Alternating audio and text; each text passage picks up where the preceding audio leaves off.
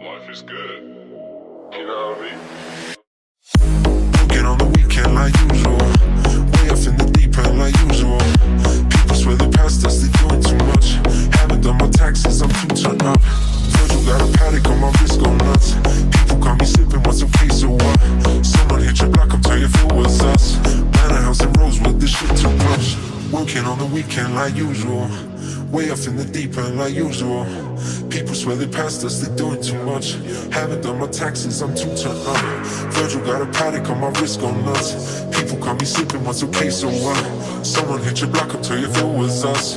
Manor House in Rosewood, this shit too plush. Bitch, this is fame, not clout. I don't even know what that's about, watch your mouth. Baby got an ego, trust the size of the crib. I can never tell the shit, it is what it is. Welcome into episode 2, everybody. If you haven't already, like and subscribe the channel. I appreciate that. So today's topic, or this month's topic I should say, since I am doing one of these a month, so just in case you missed episode 1, that was released in January, my goal for this year is to do one a month. This month's topic is about race, and specifically between the interactions between white Americans and black Americans. And I was actually having a lot of hesitancy to even recording this for obvious reasons. It's definitely a taboo topic in society, I think, for all sides, whether you're white, black, or whether you're neither, whether you're on, the left side of the aisle, the right side of the aisle, somewhere in between, libertarian, Republican, Democrat, doesn't really matter. But it's definitely an issue that's going down a path that I do not think it's good for America, and there's plenty of blame to go on all sides. The more and more I thought about this topic, the more and more I didn't want to do it, so I finally just said, yeah, I need to record this and just get it out there, and hopefully it resonates with some of you guys, especially since we're in, February, which is Black History Month.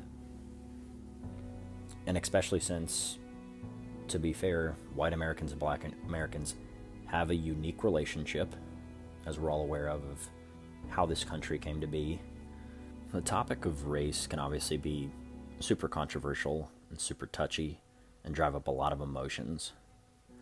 What I want to accomplish with this episode is, again, not talk from a standpoint of,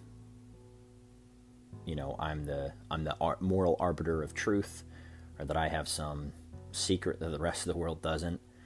Again, truly, this is just my analysis of what I see from day to day, or what I feel, or what I think other people feel. America has just created this vortex, and especially with social media, people that are in their own bubbles. If you're on one side of an issue, you're only talking to your one side. If you're on the other side, you're only talking to your one side, and rarely is there a common area where people can actually respectfully have a conversation and discuss something, and where you don't automatically assume that the other person or the other individual you're talking to has your worst interest at heart. Hopefully everyone has everyone's best interest at heart. So that's my goal. Again, if you don't know me, that's my intent with this podcast, is to actually just discuss what I see, what I think's playing out in America, and I feel like I have a good pulse. A lot of different topics, which I hope to cover in the coming months. And there's a lot of different angles we could go with, and of course, like I said, I had a lot of hesitancy doing this podcast, but I think that's the main reason why I needed to do it. It's because I felt that, you shouldn't do it, it's too controversial, you're going to make people mad. I'm like, but if no one stands up and just starts to talk or tries to get the people to come together, then it's only going to get worse. There's only going to be deeper division, deeper animosity, and less understanding, and create such a terrible connection between neighbors, communities, and eventually the country, if we're not already divided as it is. One of the things that I was thinking about covering was the Tyree Nichols issue, the fact that we have 2 black quarterbacks facing off in the Super Bowl. There's many conversations that could come up or be talked about. But I really, or Black History Month, I was just thinking of talking about the achievements of certain individuals, whether you're more aligned with Malcolm X or whether you're more aligned with Martin Luther King Jr.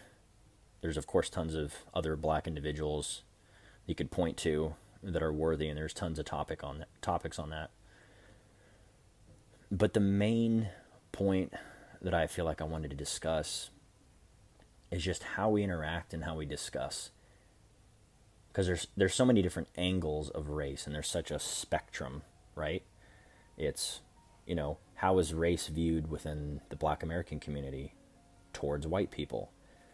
How is race viewed within certain pockets of the white American community towards black people, right? There's so many different segments. We could talk about, slavery. We could talk about segregation. We could talk about Jim Crow. We could talk about redlining. We could talk about certain issues that have had big institutional impacts. And I think there's tons of nuances and context missing in those conversations for the most part. But that's just too big to tackle in, one 20, 30-minute podcast episode. My whole goal with this podcast is just to bring up how can we look at a topic, so for this particular topic, race, from a different angle, with a fresh perspective. I think the biggest message that I have for white Americans is you don't need to be scared to speak up, especially if you have no malice in your heart. You're allowed to speak up, and you're allowed to talk about race. Guess why? Because you're an American citizen that enjoys this country with 350 million plus other people. And guess what? If you're black, you can speak up too. Why? Because you're an American citizen, right? That's my basis for having a conversation with someone. You don't need to be black. You don't need to be white. You just have to want to engage in the culture, in the society, if you plan on living here, if you plan on making America your home. We're singling in on black versus white because most of the time, I think in our day-to-day with social media, that is what we see. That's the interactions that I think are having the biggest impact. And so if we can look at this, whether you share my skin color or not, you don't have to agree with my takes. You also don't have to disagree with them just because you're not white. I like to think of myself as principled, as teaching the golden rule, as being philosophically consistent. And so I just really want to set the groundwork there. Maybe I'm repeating myself, maybe I'm not, but as long as you realize I'm coming at this with just purely objective analysis from my opinion, and again, write me in the comments, ask questions, I'd love to discuss. I'm looking for good faith discussions. Do you think that America is waning? Do you think there are certain things that need to be brought up and discussed with between citizens? I think we live in a sad state of society.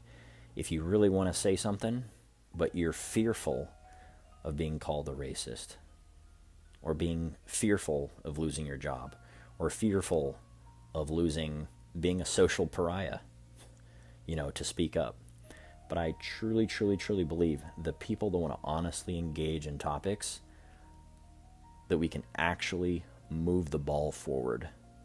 We have to start defining terms and actually engaging with one another with words.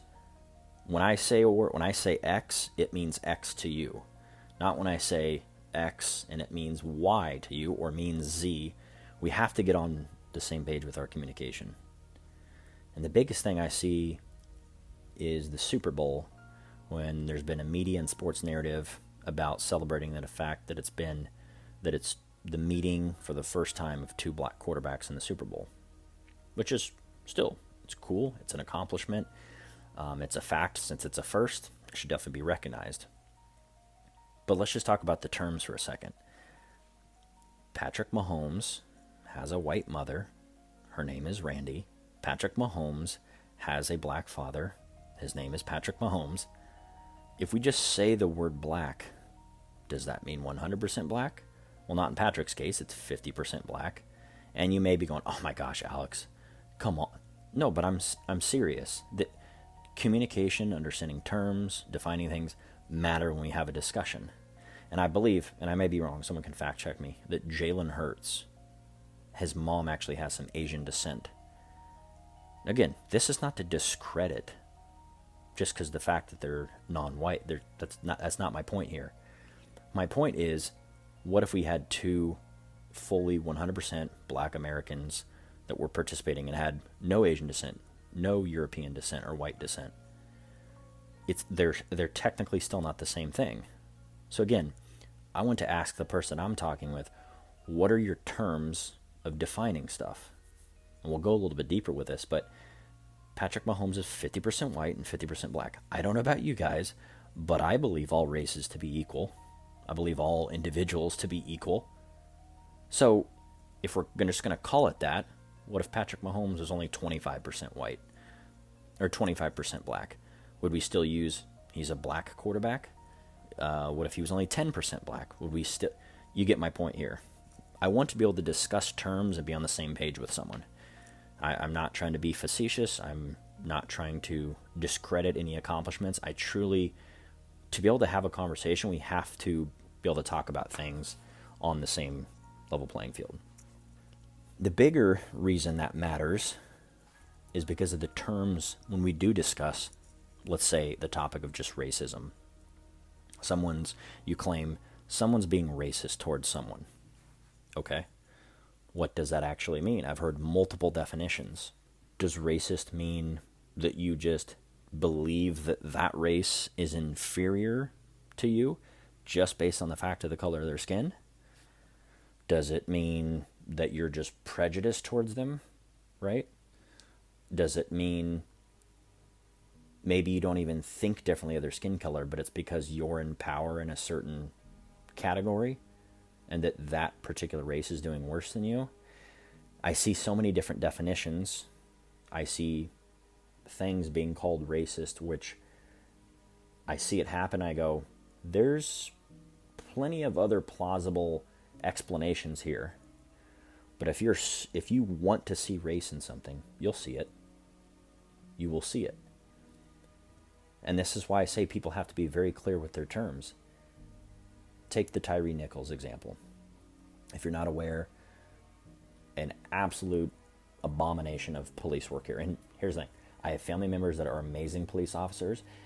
But just in general, I have issues with police from a philosophical standpoint because I'm a libertarian and I like to maximize freedom in every area of society as possible. So I have a lot of nuanced opinion when it comes to police work, the system itself. But just, I'm trying to catch you up to speed if I'm losing you guys here, but with the Tyree Nichols example, he was a black individual who was swerving in and out of traffic. He finally came to a stop. The officers tried to subdue him, get him to comply, get his hands behind his back, etc. He then got spooked and ran away. I thought he was doing everything he could. He was saying, okay. You'll have to go watch the video, but I thought he did everything okay. And eventually came to a point where you can't control your brain sometime when you're surrounded by that many people. You're in survival mode. But it was 4 black police officers that had killed this black individual. And still, we saw white people being blamed because of the system. Again, I've got issues with the system. We have to be able to discuss these things. The institutional racism, there's higher stuff than that. For the main part of this podcast, I just want you guys to think on like the interpersonal level of what we talk about when we talk about differences between races, racism, etc. Because I know some of you are going, the history of policing, etc. I know, but I just want to stay focused on that.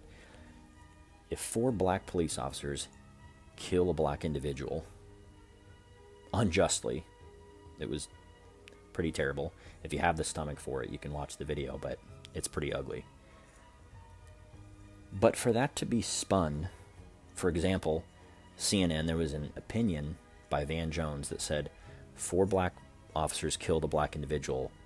Here's why white supremacy still may be the issue. Again, if you're on the left or the right, we've got to find common ground when discussing things. And that's just blatant reaching to blame white people for stuff. This is the biggest thing that bothers me, is that there are so many people that will be on your side, whether we're advocating for any minority or people that are persecuted unjustly. But when you have tons of people that are willing and ready to help in like a societal way, but at the same time you're constantly giving them the middle finger, metaphorically, you're going to have a lot of frustrated and confused Americans, because that's what it feels like. I can find common ground with anybody and go, yes, trust me, I've had issues with the police myself, in fact, and I've even talked to a family member that was a police officer about this incident, and they were totally on board with me that that police officer overstepped his boundaries, had a power trip, had an ego trip. But if the first thing that comes to mind is, oh, that's got to be race related, if that's the first thing that triggers your mind, I'd ask you to take a deep introspection of the situation and just ask yourself, is there something else here that could have happened? And again, you may be right. It could be race related. I just seriously want to implore people to don't stop there with your questioning of the situation. If you assume someone has positive intentions, you're gonna find out the answer to the situation. If you start with, nope, it's automatically race related, there's not much you can do with that. Let's say you've heard a crude or crass joke that involves race at your work. Is that the same as, again, let's be extreme, the enslavement of one race to the other race? Again, those are extreme examples. Those have to be on opposite sides of the spectrum if we're going to talk about race, racism, everything respectfully and actually gain some ground here. Because if we want to say we've made no improvement as a country since 1776 to 2023, well, I don't believe you, and I don't think you're being honest about the situation. Is there still work to be done? Of course. But just to give you that example, let's take the Me Too movement, just for another clear example. Harvey Weinstein and all his insane, pretty disgusting acts that he did throughout his career. That started a movement where then it became, in my opinion, lawyers that were vultures out to just get rich, and they were greedy, sought scenarios and offered their services to attack men who were not doing what Harvey Weinstein was doing, which is on the extreme side of the spectrum, to where I'm not joking, it was either the LA Times or New York Times reported on a scenario where a young 25-year-old woman was an intern, and there was an older gentleman, he was in like his 60s. When she came on the elevator, he made a joke about which floor she wanted to go to, and he asked her, lingerie department? I'm not joking you, that's a real story. I don't think it actually went through, but he had litigation. It was a situation. So take that compared with Harvey Weinstein. If everything is the same to you, whether that's a racist incident or a sexist incident, you're not discussing the issue honestly, in my opinion. There's levels to this. There's a varying degree. And again, I'm really harping the point because I want people to realize that I care about this issue, and I'm not being dismissing things. I'm not going to dismiss your experience, because here's the thing. I wasn't there. I can't tell you how your experience went. The only thing I could ask you to do is try to retroactively look back and go, maybe that person meant something different. And again, not saying to dismiss it. or to try to gaslight your experience. That's not what I'm saying. But to put it in context, I do have lots of discussions, and really good discussions, and really good friends that are Black Americans. And one individual in particular, he would tell me, well, Alex, you don't know, I had this happen to me. I had this white person say this. I had this white person do that. And again, I don't think it's useful in the sense of adding to the discussion, but the second those experiences get brought up, most white Americans don't follow that up with, well, hey, let me tell you about all the bad experiences I've had when Black Americans have acted towards me. Why? There's no point in that. That's why I always say things are separated versus right and wrong. It should not be white and black, black and white. Because again, I see, this is just my opinion, on social media, racism, words of racism, stereotypes being expressed a ton of the time, black on white, white on black. I see it black on black. I see it white on white. I see it all over. So this is not just a, white people versus black people versus white people thing. It's all connected. A lot of the times, especially within the Black American community, if a black person has any kind of conservative talking point or even leans a little bit to the right, I see a ton of white liberals and I see a lot of black liberals say pretty gross things and instantly demean them because they're not on their side. I'm against group think. Everyone needs to think for themselves. Everyone. And you don't need to be afraid to have the conversation. I took a risk by starting this conversation and having it. There's plenty of things that I think Black Americans are doing wrong when it comes to the conversation of race. There's plenty of things wrong that white Americans are doing in the conversation when it comes to race. The most meat of the conversation comes down to, if you start the conversation or the topic assuming that the other person doesn't want to understand you, doesn't have your best interest at heart, you're not going to get anywhere. You've got to start with an open mind. When people ask you questions, you can't get offended. It's a deeply emotional issue. I understand. But when people ask you something, you have to be able to explain, well, you may disagree with me, but here's why I believe X, Y, and Z. Don't dismiss them. Don't be condescending, but just truly discuss a particular topic. I know I haven't gotten into specifics with a lot of different things that I'm mentioning. My goal is just to hopefully start to get you guys to change your thought process on how you approach a conversation. Or when something happens in the media or the news, that you don't just have a jerk reaction to one side. Before you even have the conversation, they're already starting on the left or they're already starting on the right. Then you got to pull and do so much extra work to pull them to the middle or to your side, and the other side vice versa. If we can start right in the middle at the beginning of every conversation, when the next Tyree Nichols thing happens, or the next conversation about race pops up, or about policing, or about politics. Again, this goes beyond just race, but obviously this episode I wanted to focus on race because here's the real goal. If you're in the fight for unity, if you're in the fight for making a stronger America, what do you do to your brothers and sisters that you love?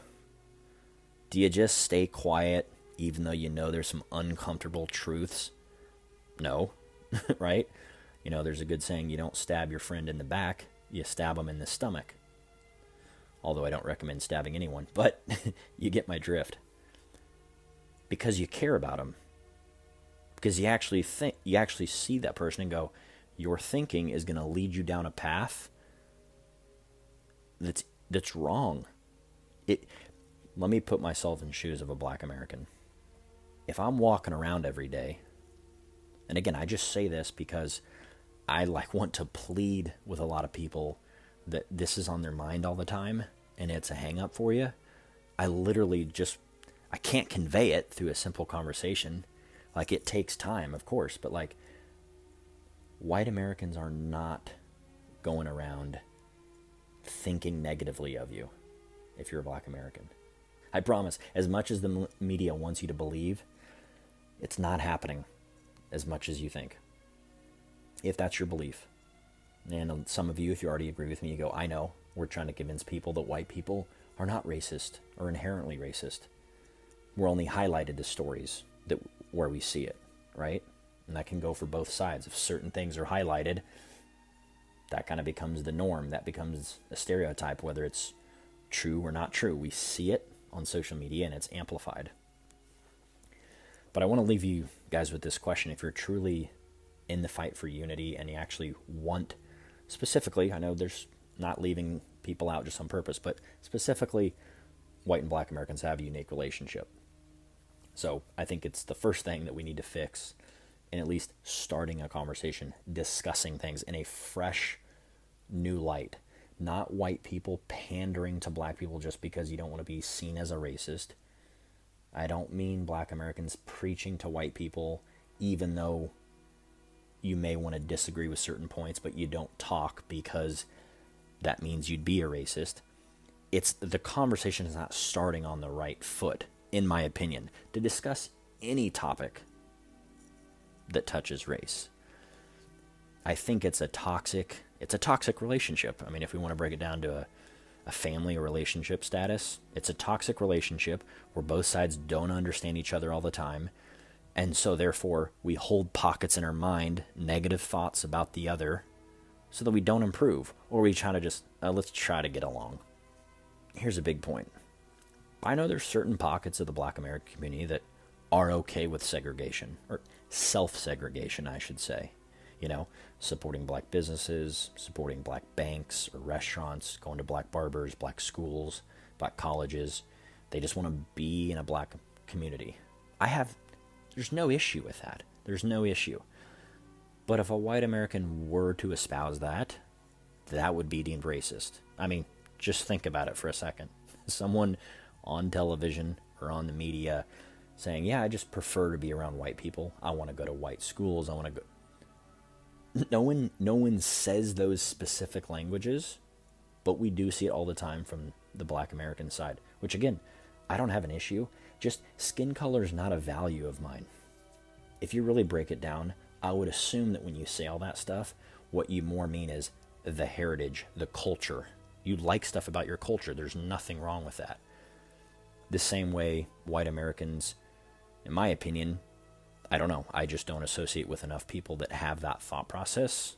More the people that I associate with love things like entrepreneurship, entertainment, family, faith. It's just not a value that I see talked a lot about in the white American community. Not right or wrong, just it's not what I see. I mainly see it on the Black American community side. On Twitter and the YouTube comments, friends of friends, just different pages that it's just the thing. We don't need to discuss why that's a thing or get in all into it, because again, I'm not an expert. I'm just telling you what I see. So the real question is, if you want to actually have a better relationship with people that don't look like you or do look like you but think differently, you have to think as an individual. You have to, when you see something, speak up. Don't be scared to say the truth. It could be a random incident online. It could be something you see in person or at work. Because I want to de-escalate the urgency of race. In terms of, we need to talk about it, but the reason we need to talk about it is because it's not that big of an issue. It's a big issue in our minds, in our culture, in our society. We're all really tense or really nervous to talk about it. But the reason I want to talk about it more is because I want to remind people that there are so much more important things in life. Let me put just a thought experiment to you. Let's say you've lived an amazing, happy life. Let's just use 100. You're 100 years old. You're on your deathbed. Bad news is you're going to pass away soon. Good news is you get to say goodbye to all your loved ones. Have everyone in your family or your friends come see you at the hospital or wherever you may be passing away at. But it's a sad but happy ending. You know when you're going to pass away. You get to say goodbye to all your loved ones. You get to end life on your own terms. Just because you're dying of natural causes is what I mean. Let's just use this hypothetical scenario. Let's say you got a month, or let's just say 6 months to live. How would you use those 6 months?